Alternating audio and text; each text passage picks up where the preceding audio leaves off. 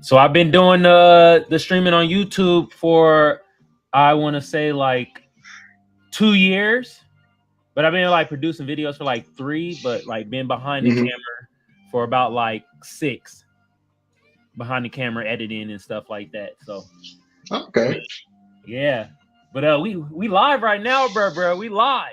You know what I mean? Yeah, that's what's up. Yeah, I got a guest, y'all. Another one. A great writer, a great political blogger. You feel me? Casey is in the building. Hey, What's up? I gotta give you air horns. You feel me for your work? So I've been reading through your work since we first met through Reddit. Thank you. You do some amazing stuff, bro. So I wanted you to come on here. You know what I mean? Give and bless my audience with your presence and what you do and stuff like that. You feel me?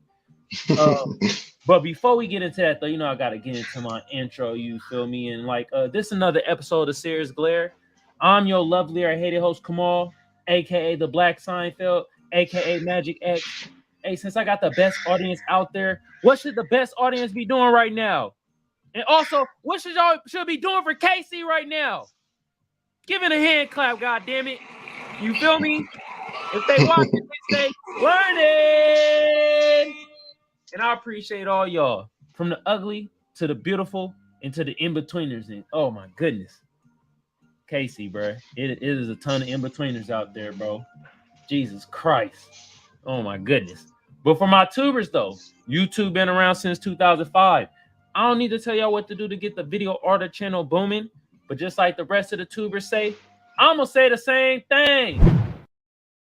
Like a sub a share. Share a comment. Like, y'all know what to do. Some of y'all smart out there, you feel me? Hey, for my Twitch family, hit your boy with a follow. Hit your boy with a share. That'd be greatly appreciated, you feel me? I also appreciate my sponsor, First Place Losers. The link to the shop gonna be in the description below. Y'all go check out the fire-ass garments made out of 100% African cotton. I guarantee it boost your sex appeal up by, let's say, 31%. And look here. It look good on me. It's gonna look good on your in-between ass. But Casey, do you got a YouTube or a Twitch by chance? I don't have a YouTube or a Twitch, but I do have Substack. It's KCOP. You can find me at Medium under the same name. It's Casey, the letter O, letter P as in Paul. So yeah, you can go follow me on those. Feel free to subscribe to my Substack. Right now, I'm just trying to build up my subscriber base. So free subscriptions are more than welcome. Okay, and we're gonna have that in the link in the description too, so y'all could click that link and go, sub to KC on there and stuff like that. But let my audience know like what you exactly do and like what's new for you coming up. Yeah, so I just started really kind of picking up writing again.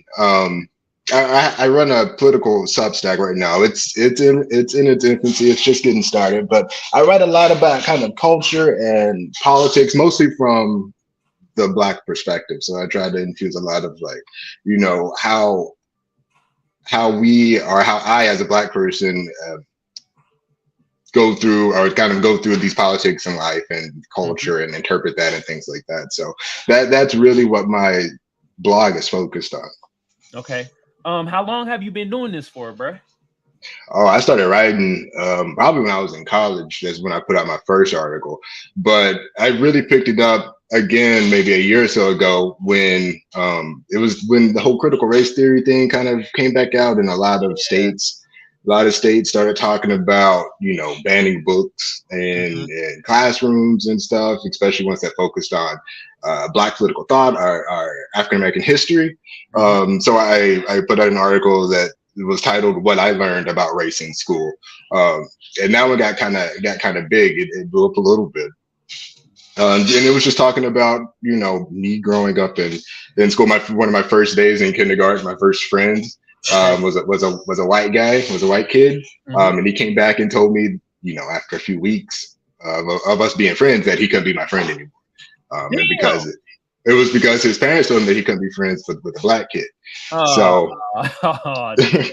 And in the article, I was saying that, you know, this is when a lot of Black kids learn about race in school in general. So we do for a lot of people of color, we don't need books, we don't need things like that. It's a life lesson that's learned real early on. So and it's important that we teach other kids about it too, so that everybody's aware, so that we can know it's not something that we need to sweep under the rug. We need to be made aware of it so that we can learn to grow with it and respect it as we get older.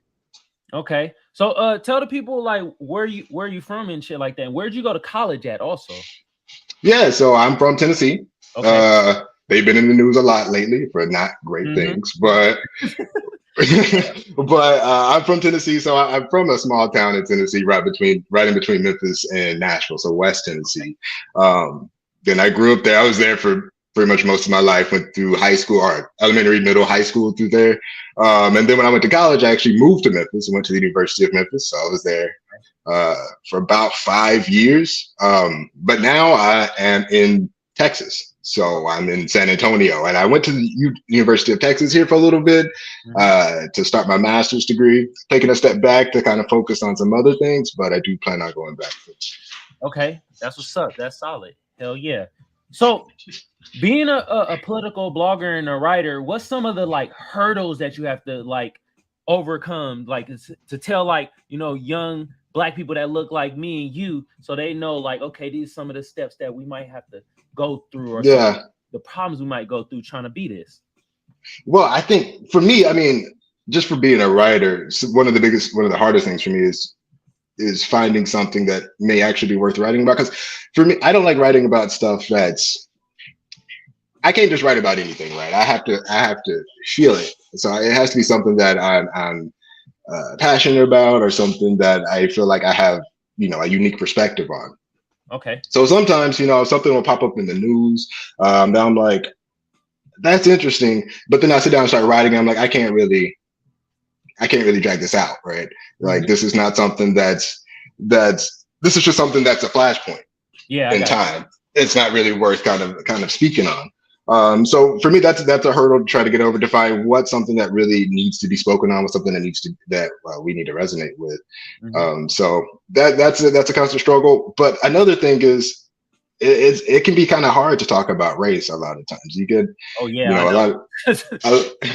lot of people think that, from outside of maybe the culture, or if you're looking in, a lot of people think that Black people are a political monolith, that, we maybe vote the same or have the same kind of political thoughts, but that's not true. So when you're writing from a Black perspective, you have to make sure that, you're kind of incorporating all of these different viewpoints that are present throughout the Black community, and making sure that everybody's kind of that you're incorporating everybody, but also that you're staying true to your own beliefs and to yourself. So that's another hurdle. Okay, I feel that. Hell yeah. All right. Name me tell me one of the times that you were most proud to be like a writer or political blogger. Like, yep, this shit for me. This is why I'm hearing this, why I'm doing this. I remember, so when I first started, actually, I used to love getting into arguments with kind of other writers, especially on Medium. So I would tag them, and because people have different perspectives. So I say argument, but really they were more like friendly debates. But I would get in, and a lot of times it's always nice when you have somebody who is, who you have different viewpoints with, that you eventually kind of you can find a middle ground to meet at. I got you. So that's always really rewarding. But I think my favorite article that I've written so far, and one that I think resonated with a lot of people, was it was called "The Anti-Racist is Racism." It's really just describing kind of anti-racism in a nutshell, and what racism is to an anti-racist. So what it means to be racist, because again, with the critical race theory thing, everybody was talking about anti-racism and how it kind of leaves room for everybody to be. A lot of people felt it left room for them to be considered racist. So I wanted to go in and explain that, like, no, that's not necessarily the case. It provides a different viewpoint for viewing, our interactions with Black people or people of color, and how that even something that you may seem as innocuous is actually putting a lot of people in precarious positions and making them feel as some type of way that could be construed as racist. So, and I got a lot of feedback from that, and a lot of people really agreed with it and said that it changed their perspective. So anytime you can change your perspective is always a great moment. Mm-hmm. Hell yeah. Actually, I do, that was one of my next questions. How do you feel about CRT? Because I heard you bring it up like twice already. So what's your thoughts on what's going on with the CRT thing?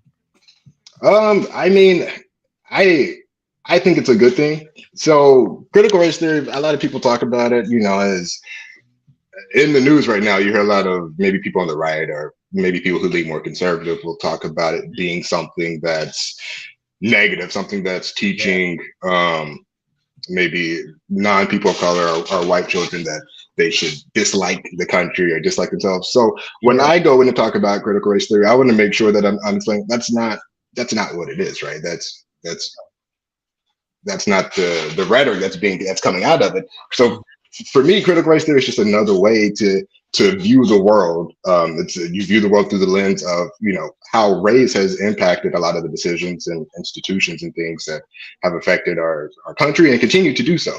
It's hard to say everything should be fair and equal, or that everybody is fair and equal now when the country didn't start off that way. So you have to kind of go back and redefine or revisit some of these institutions that were built on a foundation of racism in order to really decide how you can make them more equal. Until you do that, then you're always coming from a place of inherent inequality. Mm-hmm. That's so true. Yeah, a lot of my writing is just talking about how we need to revisit a lot of these institutions in order to if we actually want to make effectual change. Bro, that is so true, bro. And I'm glad you said that, because one of the article, I think it was your latest article, and you talked about basically prison, like a prison institution. And I actually want to read some of the stuff that you actually wrote, and it had me thinking like, damn, this is really true, and it's not really a perspective people really think about. You want to read it? You want the honors to read it, or you want me to read it? I'll let you read it. Okay. This is called the offender-funded model. My family is not its only victim.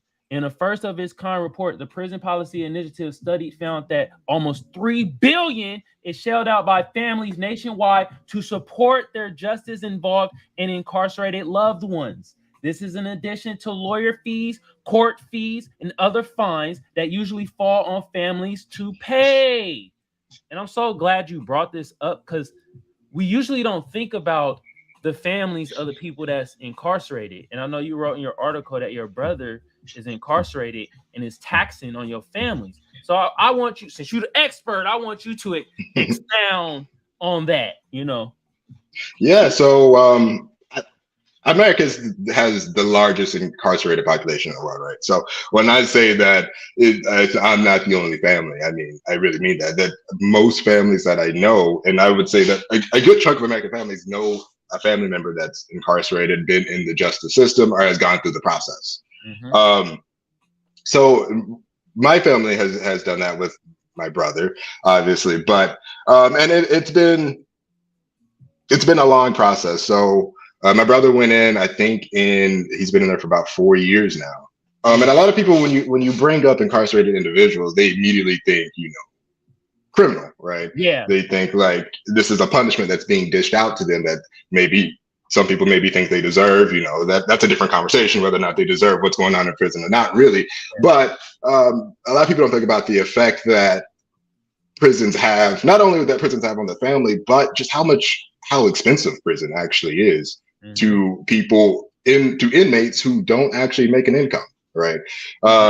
They don't have a way to get money. And a lot of times the fines, the court fees, any tickets or anything that you've had prior to going into prison, they get put onto your commissary record. So even if your family tries to give you money, to supplement some of the food or things like that you get in prison, it goes to the prison fees first. Damn. So yeah, so if you have $500 in court fees or fines or things like that, when your family's putting in maybe $20, the prison takes, if not all of it, at least half of it to pay off those fines. So you're constantly, it's just a cycle where you can't really get ahead because of all of the fines that are levied on the inmate. So it's definitely rough. And like I said, everything in prison, almost everything in prison is charged for. Things that you would consider, basic necessities. Going to the doctor is 10 to 20 bucks in prison. And God damn. Yeah, so getting food, I mentioned in the article that a lot of people think you get 3 meals a day in prison. That's not true. A lot of prisons have switched to, you maybe get 3 meals 5 days a week, but on the weekends you only get 2. You eat in the morning and then you eat at night. And so you have about 12, 13-hour window there where you get no food. And so the prisons really make you lean heavily on their commissary or their in-prison, markets. And those prices in there are crazy, right? they hike them up, and then it falls on the families to pay for those people because you can't let them starve, obviously. Hell no. And not only that, but the stress of food insecurity is what it's called, when you don't know where your next meal is coming from or where you're going to get it. The stress of food insecurity, of lack of nutrition, all of that builds on the inmate.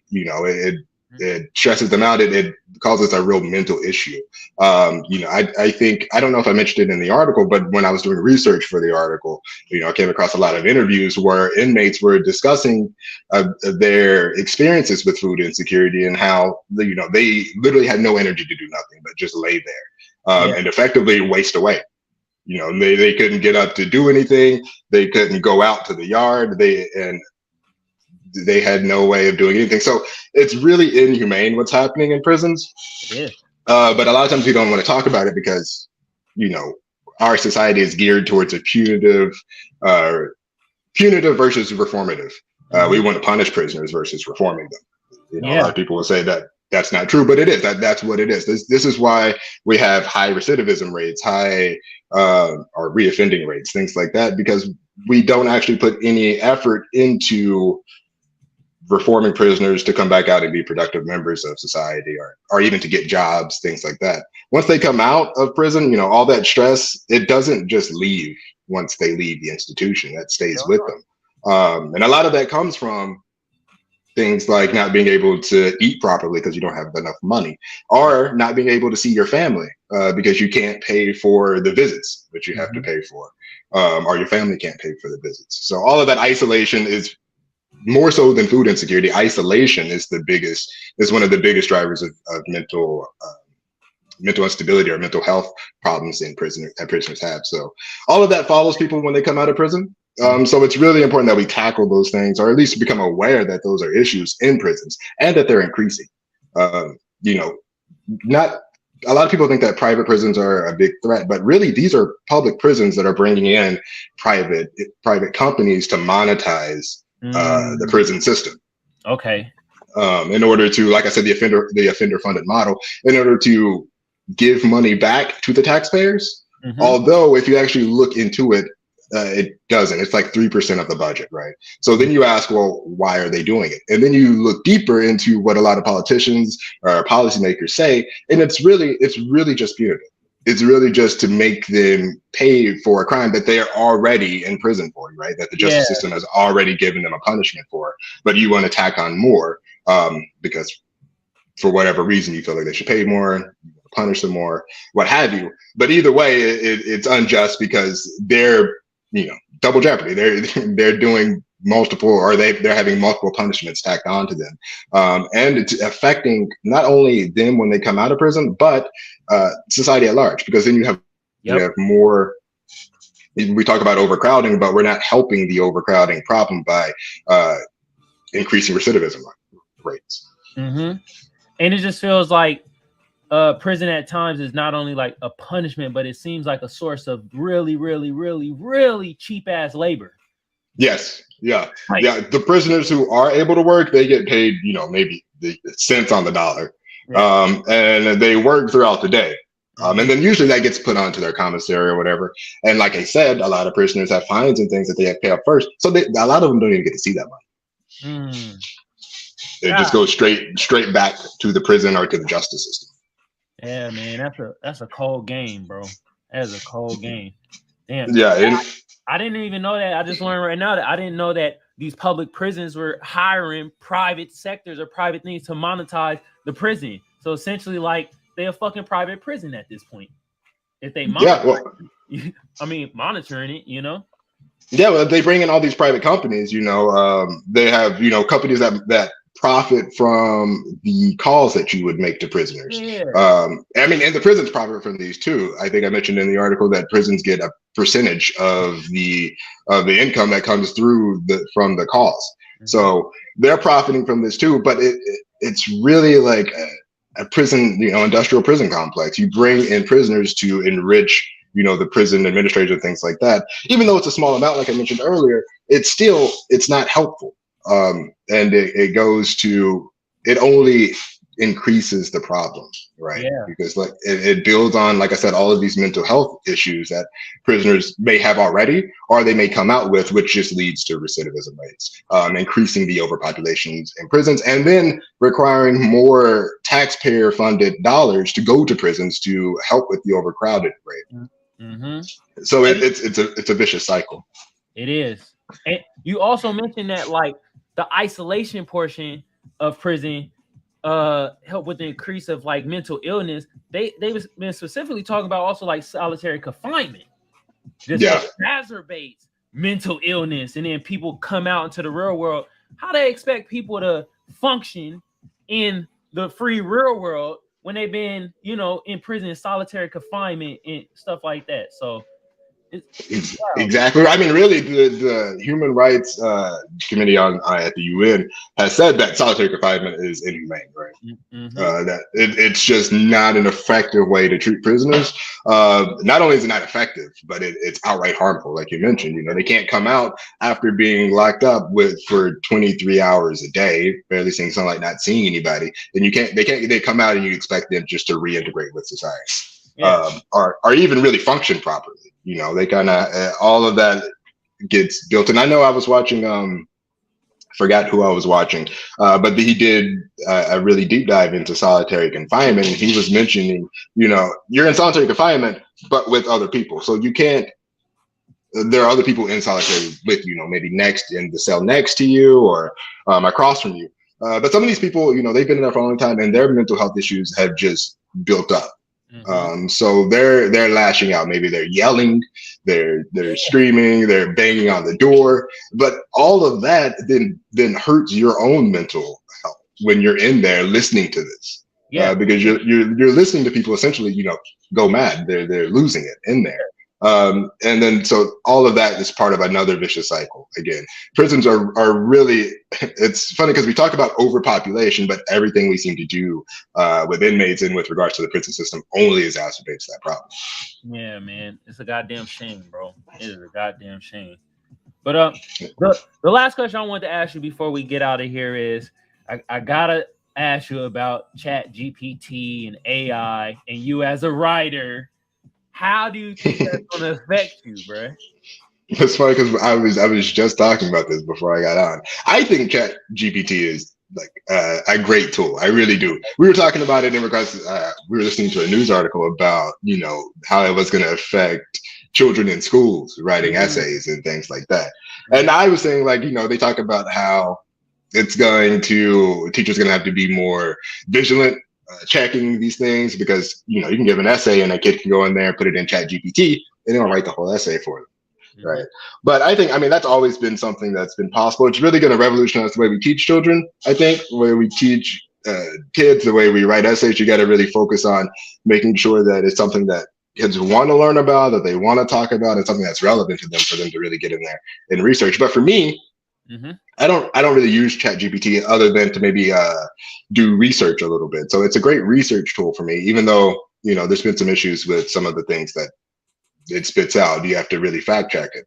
Yeah. But a lot of people talk about, sometimes it spits out nonsense. I mean, like any writer or any person who's doing kind of research or fact-based articles, you're going to double check that email. You're going to want to make sure that the information you're receiving from something that you haven't seen yourself is valid. So for me, I use it as a starting point, a jumping pad. I put in what I want to talk about sometimes, and it'll spit out a few articles for me, and then I'll go in and I'll look them up and see what's going on, and then that's a good way for me to get started or to really get into the topic that I want to discuss, and then from there I can do a better deep dive. So I think it's a good tool. Okay, so basically, y'all out there, ChatGPT ain't gonna make you a better writer or worse writer. If you suck, you suck. If you good, you good. ChatGPT is just a tool at this point. It's a tool. It's like a better version for me. The way I use it, like a better version of Google, right? I put my stuff in there, and it spits out search results and the response, and I can go in there and really do a deep dive. Okay, and the bro Google hella good shit. I might have to holla at ChatGPT then. Shit. Yeah, it's good. It's good. Okay. All right. Well, Casey, it was a pleasure having you on the news segment, bruh. I appreciate you. Thank you for blessing my audience with your knowledge and everything like that. Tell the people where they can find you and what upcoming projects you have coming up, bruh. Yeah, so my it's KCOP on all my platforms. I think it's KCOP3 on Twitter, in case you want to follow me on Twitter. The KCOP on Substack, on Medium, that's where I do most of my writing, both those platforms. My upcoming projects, I'm just going to focus more on writing right now. I want to talk a little bit more about there's been a little bit of a debate around Cleopatra, the new Netflix, Queen Cleopatra, the new Netflix show coming out. Mm-hmm. So I plan on talking about that a little bit. Hopefully. Oh, can't hear you, bro. You went out. Sound went out. But yeah, the Cleopatra thing. Whew, that's wild. They made her like black, right? That was the whole thing. Casey having some technical difficulties. He's gonna come back on in a little bit, y'all. You feel me? But yeah, the Cleopatra thing, I think Netflix has been kind of a little outraged. I've been seeing on Twitter. It's been a little bit more outraged with the with her being depicted as a black woman. So that is wild. Coming back to us soon, y'all. Technical difficulties. But yeah, the whole thing about the Cleopatra on Netflix. And I knew that was gonna be an uproar. Just think about the whole Chloe Bailey with the Little Mermaid. Uproar with that. Of course, it's gonna be an uproar. In our correspondent Casey, he gonna write about it, and y'all should go look at his articles. Look, I'm gonna actually show y'all. So let me get back on. Boom, right here. Bam. Right here, hidden tool user fee justice. You feel me? That was a great article. This was a great article. I read all Burger articles, man. So let's get that up, y'all. Let's get that up. He will come back to us soon. You feel me? Just had a little bit of technical difficulties. Let me see if this invite bruh again. Never mind. He's back on. Yo. He's back, y'all. He is back. Mm-hmm. All right, sorry, can you hear me? Yeah, I can hear you, bro. A little bit of technical difficulties. Sorry, it looks like it's frozen again. I don't know what's. Yeah, it's frozen. It's all good, bro. You could just No, but I plan on writing about Cleopatra and really the kind of Afrocentrist movement, because that's kind of where that's stemming from. So that's kind of what I'm coming into works soon, hopefully. Mm-hmm. Hell yeah, man! I can't wait to read it, bro. You feel me? You know what I mean? And y'all go out there and follow Casey too. Follow on Casey on Twitter. I'm gonna have the links in the description below so you can follow everything. Follow his articles on Medium. You feel me? And let's get Casey popping. You feel me? Not that he not popping already, but you feel me? We want to get him even more popping. You feel me? Because he write great things. He has a great perspective on certain issues and certain things that's going on around in the world. You feel me? So, Casey, you still there, bro? Oh, frozen again. Oh, Dr. Freeze got him again. Ding. Oh, man. The freeze monster. Damn it.